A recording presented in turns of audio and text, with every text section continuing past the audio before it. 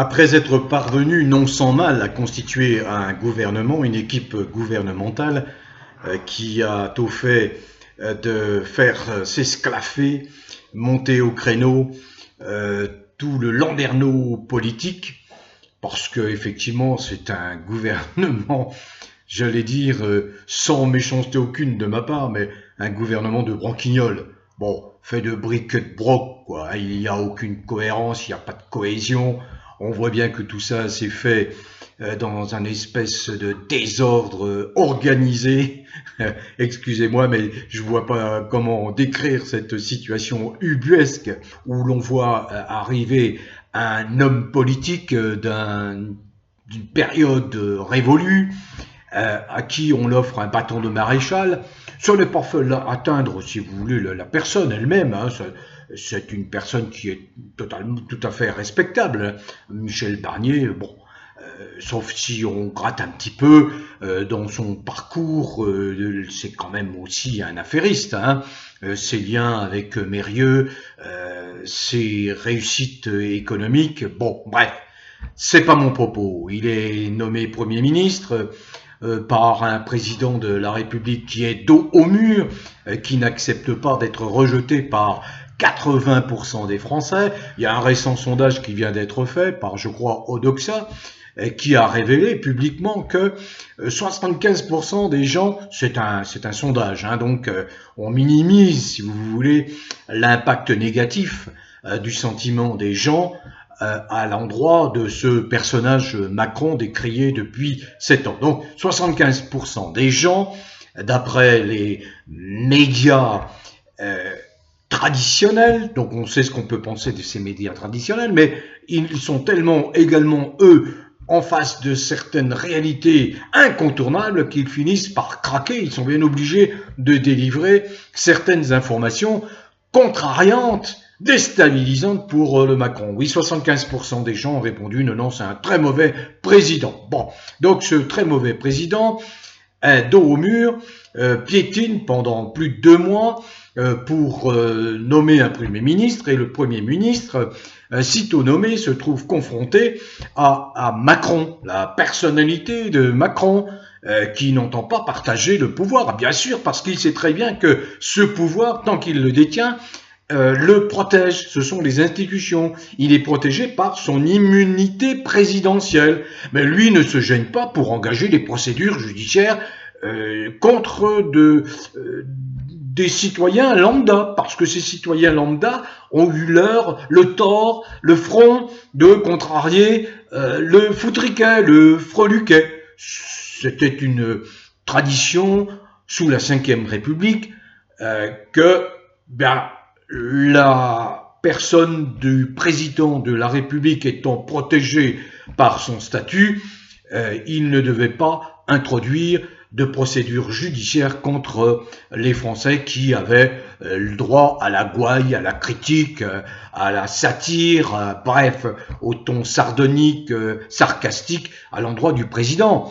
Bon, sinon, il n'y a plus de démocratie. Il y a effectivement un individu qui est hyper protégé et qui se permettrait de s'en prendre au peuple à la moindre contrariété. Eh bien, avec Sarkozy, qui a inauguré ce procédé, alors qu'il est hyper protégé par son statut de président, eh bien, on a inauguré ce comportement lâche du président de la République, et Macron ne se gêne pas, hein, d'engager des procédures judiciaires contre les uns, contre les autres. Donc parce qu'il sait donc très très bien qu'il est protégé, c'est son dernier rempart, parce qu'il y a un grand nombre de procédures judiciaires, je vous le répète, je ne veux pas les énumérer ici, mais il y a tout un ensemble de procédures judiciaires qui vont s'abattre sur Macron, sur les ministres, sur les députés qui ont voté les plus sales lois, les plus infâmes lois que la France n'ait jamais connues.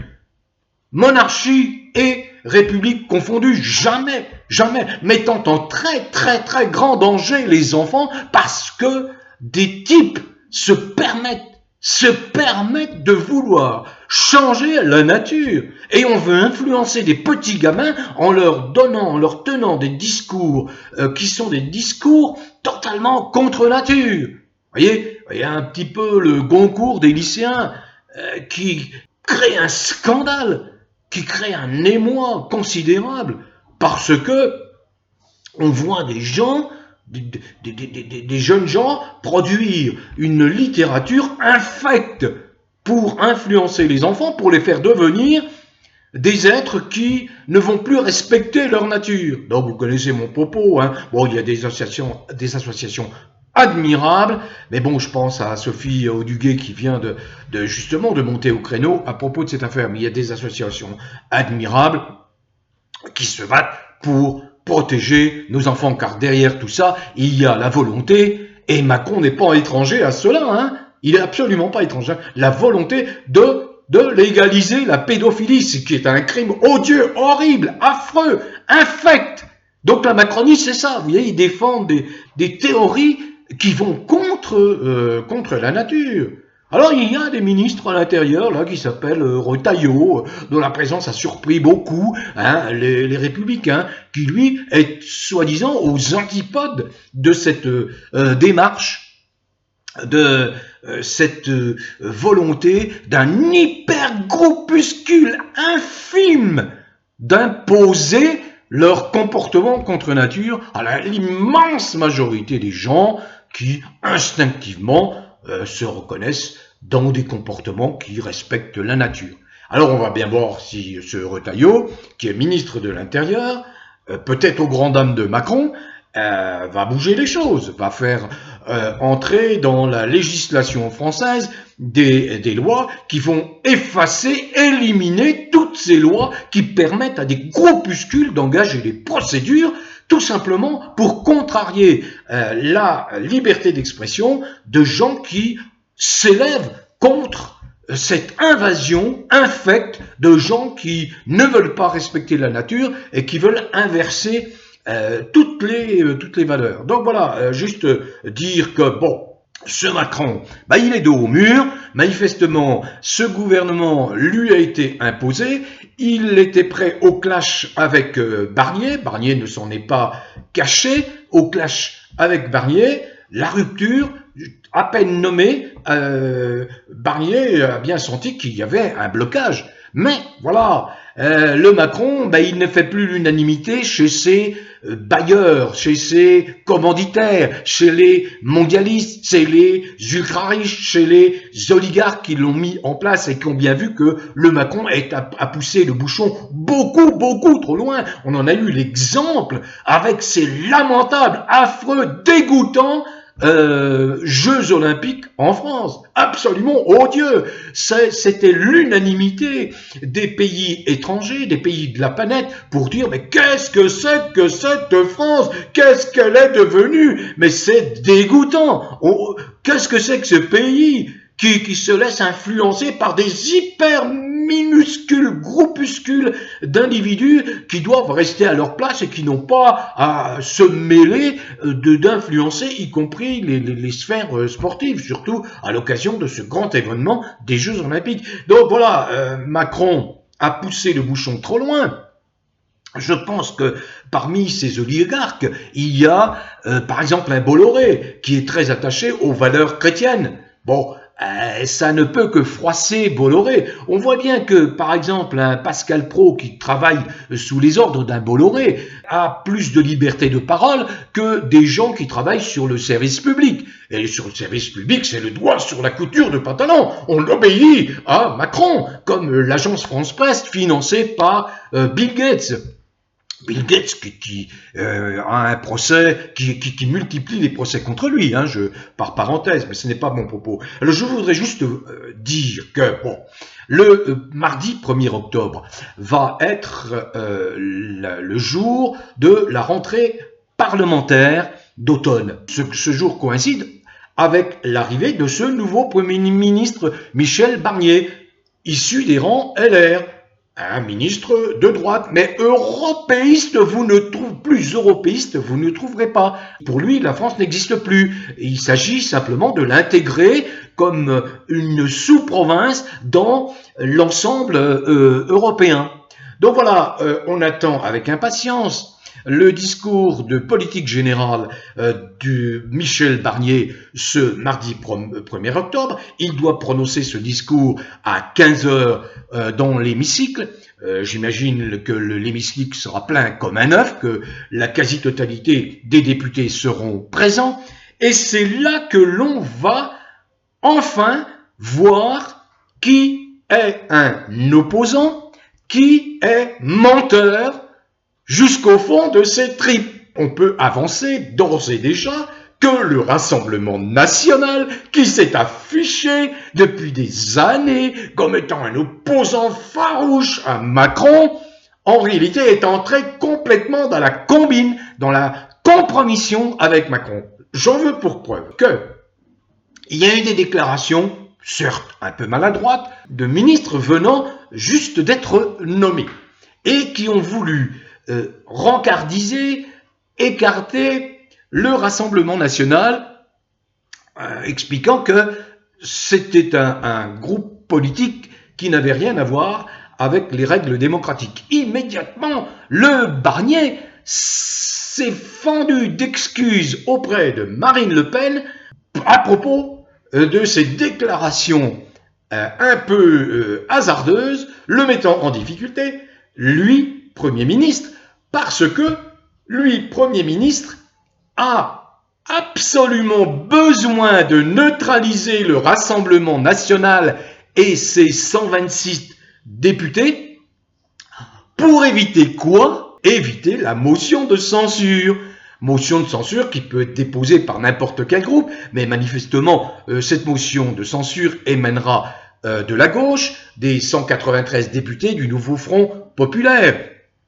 Donc, cette motion de censure recueillera au moins 193 voix. Si le Rassemblement national s'associe au vote de cette motion de censure, cette motion de censure passera.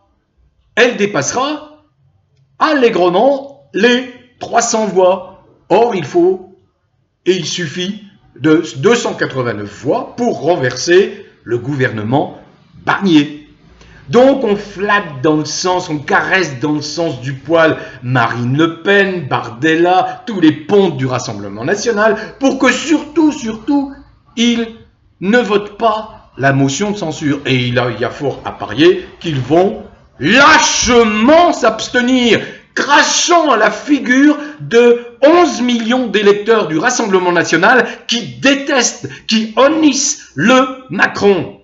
Voilà, le masque est tombé. C'est lamentable, car il y a une occasion majeure, cette fois, de renverser Macron, car si Barnier est renversé, Macron n'a plus d'alternative. Il ne peut plus s'en sortir. Il n'a pas d'autre choix que de démissionner. Démissionner, eh oui, il est au pied, il ne pourra plus reconstituer un gouvernement, il ne peut plus, en tout cas dans l'esprit des institutions, et compte tenu du rejet massif contre sa personne, il n'a plus aucune base de soutien, il ne peut plus s'engager, il n'a aucune crédibilité à l'international, il faut bien le comprendre. Il a ajouté 1000 milliards d'euros à la dette française qui culmine à 3000 milliards, et des économistes comme Marc Toiti disent non, c'est beaucoup plus que ça.